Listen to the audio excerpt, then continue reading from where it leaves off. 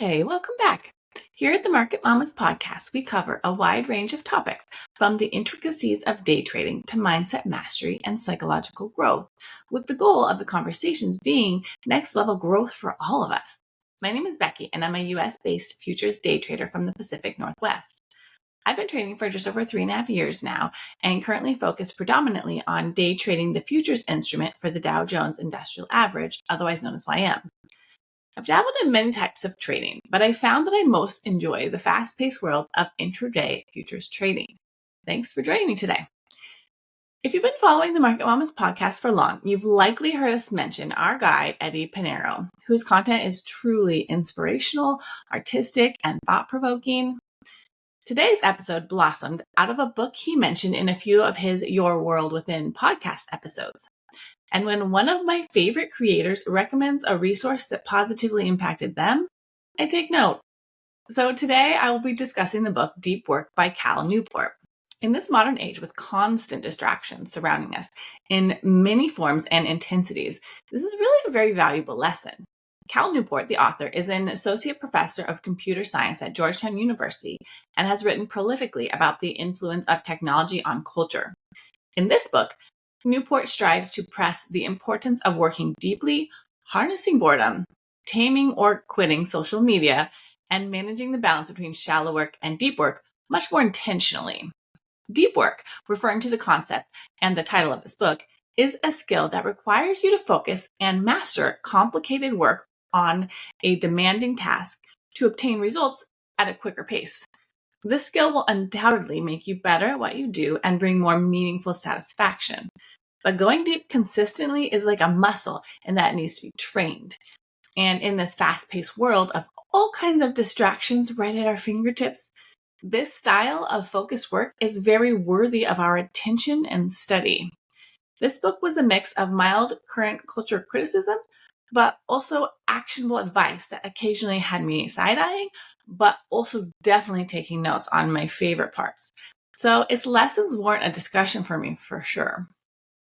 So for me, central to a discussion about deep work is the initial requirement about the priority to my life. I mean, I could work very hard at a whole lot of things that I am in some way interested in, but are they all worth my time and energy? I would say not likely. On this topic, Newport states, clarity about what matters provides clarity about what does not. When I have recently felt a bit overwhelmed about everything I wanted to accomplish, and especially during this recent holiday season, I needed to have a heart-to-heart with myself regarding priorities. I needed to be clear with myself on my intentions for my life right now, and that would help me schedule where I could place my time and energy. Protecting our most valuable asset is key to longevity and success, I believe. And time is truly the most important commodity that we all have. You never really know how much time you have, and each moment comes and is gone in a flash.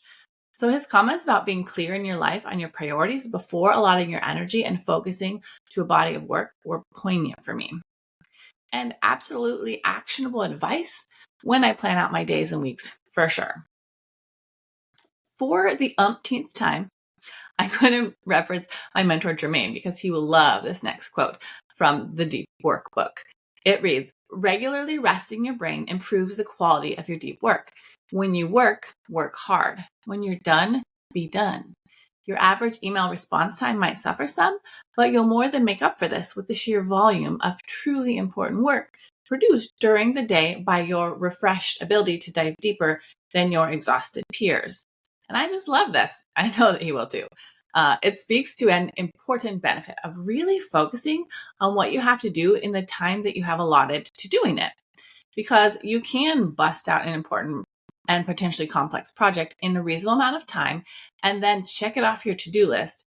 That will create much more space in your day for some downtime, and then you can rest your mind, spend time with other activities like your family, versus if a project that you could get accomplished in 3 hours with focused hard work instead stretched out over 6 hours and 3 days.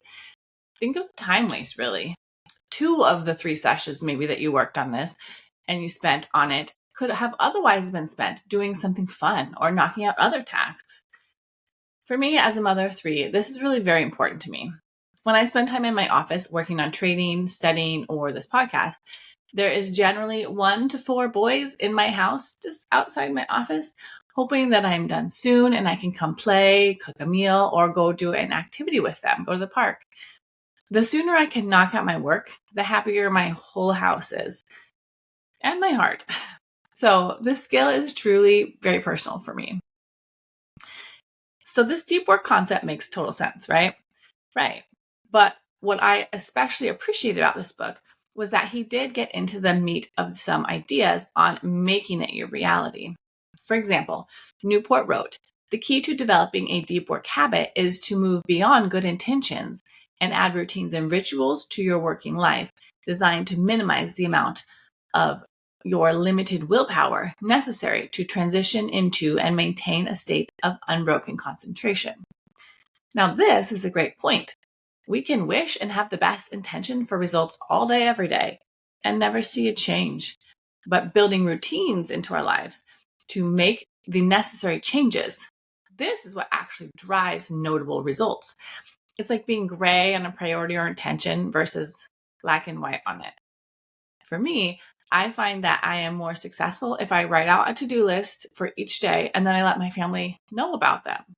Specifically, I tell them that I'm so excited to watch a new movie with them tonight, but in order to be able to free to do that, I have to work in my office for 2 hours, relatively uninterrupted, in order to truly be able to relax with them on the couch later and create a plan for my time to get the line items for my to-do list accomplished.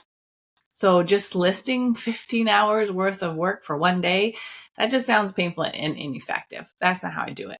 It would overwhelm me, and knowing it was likely impossible to even fully achieve, I would probably get less done in the end because I'd be so stressed and distracted, honestly, just prioritizing what to do in the moment. So I can't have this giant list every day. It doesn't work.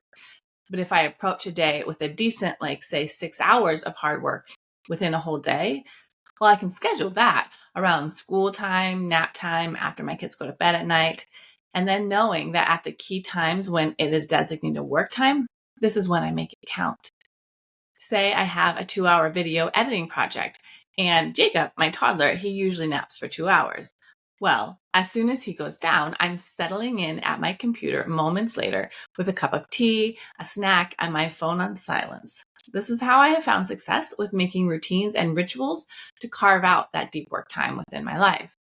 And my family respects it because I can also be clear with them that if I can focus, then I can get this thing done and be fully present with them afterwards. And it works. They can understand and appreciate that. If you don't have a family at your office door breaking it down, if heaven forbid you lock it for some peace, then I cannot relate.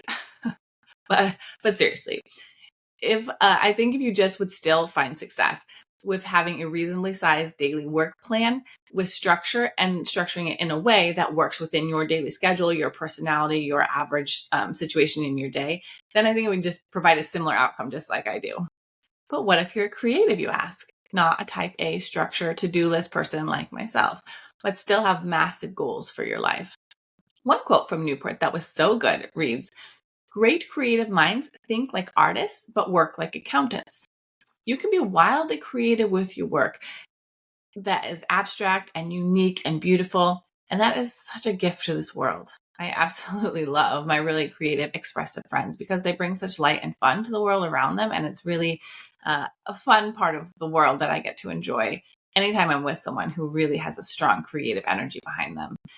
And that's not to say that trading isn't also creative, right? I mean, there's a huge technical aspect to it, but there's also, you really make it your own. There's so many styles and ways to be a trader that it really also is a creative outlet when you kind of look at the big picture of it, because you figure out what speaks to you and how you best flow with this market. So there's creativity in trading as well. So with whatever avenue of work, you can also achieve incredible successes in whatever your given medium. It's the working like an accountant part that you want to dial in to merge the two needs, creative versus functional. Create the work, create the product, but also set aside time to require the work to get it done and out into the world. So your gift can be appreciated by the masses. I just love that point by him. It kind of brought it all together if you have a different kind of brain than the worker bee kind of. So if you've heard me mention meditation before as a practice that I am working on improving in my personal life, I absolutely believe that there are tremendous benefits to quieting my monkey mind intentionally so that I can get more effective focus when I need to. Well, in this deep work book, Cal introduces the idea of productive meditation. He says the goal of productive meditation is to take a period of which you are preoccupied physically, but not mentally. Walking, jogging, driving, showering, and focusing your attention on a single well-defined professional problem. Now, I love this idea so much. He advised us to constantly bring our minds back to the task at hand, the problem you are working through, and that you will essentially kill two birds with one stone. You get to drive to a destination or you get to get your steps done or your miles in for the day, whatever your activity you are engaged in. But then also are training your mind to stay on task at the same time. He advises that it will be a practice to improve on over time. As for me, at least, my brain definitely so easily gets distracted. But his was a killer idea to improve focus and your ability to think deep by taking advantage of times that could otherwise be mentally wasted, such as the shower or a drive. Your mind could just wander, flit, or review old conversations, and that doesn't really add benefit to your life. When our mind wanders, instead of staying focused on an idea or project you are trying to work out, you simply and kindly return your focus as many times as it takes to what you're trying to work through in your mind. With practice, this choice will sharpen concentration and improve your ability to resist distractions. For me, this was one of his best specific recommendations in this book for improving concentration, and I'm definitely going to keep working at this productive meditation. So this is a podcast, obviously, but not a fancy established podcast on a network or with a crew of any kind. But as part of putting the show out there, I need to cross-post content on different outlets that drive traffic and viewers that might find benefit in the show back to the full episodes. So that means social media management is a literal part of the gig every day. But it can quickly suck you in if you let it, you know what I mean? Another quote from this book reads, "Treat shallow work with suspicion because its damage is often vastly underestimated and its importance is vastly overestimated. This type of work is inevitable, but you must keep it confined to a point where it doesn't impede your ability to take full advantage of the deeper efforts that ultimately determine your impact." I felt like he was talking directly to me on this one. Social media is a part of owning a podcast. It just is. Our shorts are cross-posted, and I try to engage with traders in all kinds of ways, with that actually being a really great way of meeting people with similar interests. But I also can't afford to lose an hour on Instagram right now in a day. My priority list at this point in my careers, plural, is just too long. To mitigate this exact situation, I specifically have chosen to limit my time there to the pre-planned postings so that people know when our episodes are coming out and previews on what we cover in the show. And then I respond to comments and messages, and otherwise, like no more than 20 minutes of purposeful business engagement time. But then also, like, I'm a mom. For my personal accounts, this I also have to minimize. But I mean, mom moment here, I kind of love posting pictures of my kids on my personal page because I love when the memories come up from years past and it reminds me of how little they once were. But again, I am more strict with myself compared to many friends because of my priorities and the fact that it can too easily be a time suck for me, and I'm just unwilling to not show up for my family and the work that I love. Building a career as a day trader and a podcaster requires a lot of effort, but I love them both.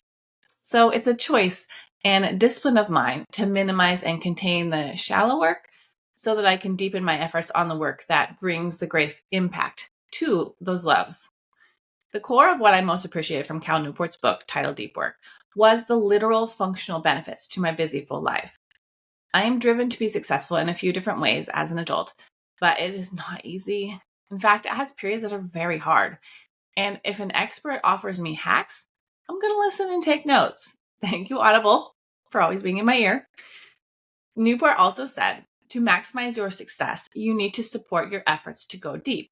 At the same time, this support needs to be systematized so that you don't waste mental energy figuring out what you need in the moment. This is so on point. From that chapter, I gathered tips for us, including tweak your system, personalize it, plan ahead for possible interruptions, and create routines. These simple tips are actually really effective when put into practice and have helped me tremendously over the past couple years as I got deeper into day trading, had my third child, and then started a day trading podcast. Oofda. But organizing my life to keep up with it all has been invaluable. Unbroken concentration at given times is crucial to really moving the dial. Whether I'm backtesting a trading strategy and taking notes as I go, or writing ideas, or editing a podcast episode, concentration will make every session more productive and powerful for my growth in that area. So thanks for the tips, Cal. Thank you for watching, everyone. I'm truly grateful to be growing this Market Mamas podcast and community with you all. One last quote to drive the concept of deep work home is, your ability to concentrate is only as strong as your commitment to train it. Engaging and improving at deep work does require commitment. This book offers awesome strategies for training our minds and tweaking our schedules to be our most effective selves. So check it out. Below in the description is a link to the book to make it simple to find. Thank you, Amazon and Audible, for having Market Mamas as affiliates. It's so cool, as I literally use both services pretty much every day, so that was fun when we achieved that success last year. If your life is anything like mine, being so busy with multiple loves of my life that I am fully dedicated to, including family, trading, and this podcast, then you will undoubtedly find value in any tips to get to a more effective state of deep work more frequently each week, and in fact, each day. I hope you all found value in the subject and book recommendation. If you have any book recommendations for me, please leave them in the comments below. I love getting tips on killer books so much. And also shout out to my new friend Rod, who has been dropping killer book suggestions on me recently, and I really appreciate you. I'm totally going to get into them. Also, please take a moment to like and subscribe if you haven't already. And for more content, check out our website. It's www.market-mamas.com. Thanks for tuning in and have a great day. Bye.